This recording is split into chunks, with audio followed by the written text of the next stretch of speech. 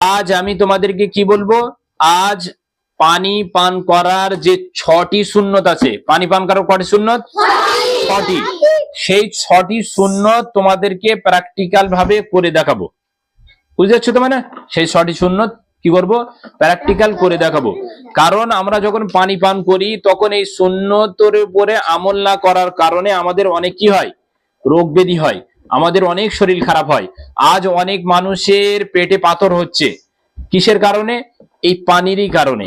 কারণ আল্লাহ নবী সাল্লাল্লাহু আলাইহি সাল্লাম যেভাবে আমাদেরকে পানি পান করতে বলেছেন সেইভাবে যদি আমরা পানি পান করি তাহলে কি হবে না, আমাদের সেই রোগগুলো হবে না। তো আমরা সবাই সেই 6টি সুন্নতের উপরে আমল করব তো ইনশাআল্লাহ। তো পানি পান করার 6টি সুন্নত, আমাদের কাছে কি থাকে, গ্লাস থাকে, জগ থাকে।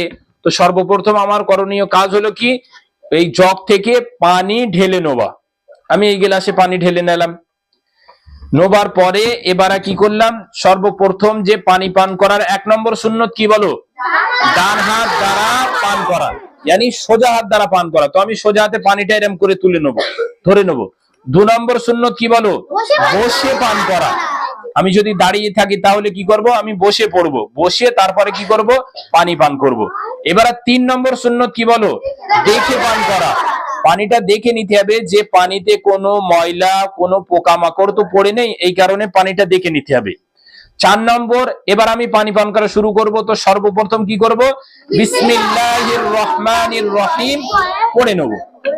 কি করতে হবে, বিসমিল্লাহির রহমানির রহিম পড়ে নিতে হবে। তারপরে এইবার 3 শ্বাসে পান করতে হবে। কেরম করে,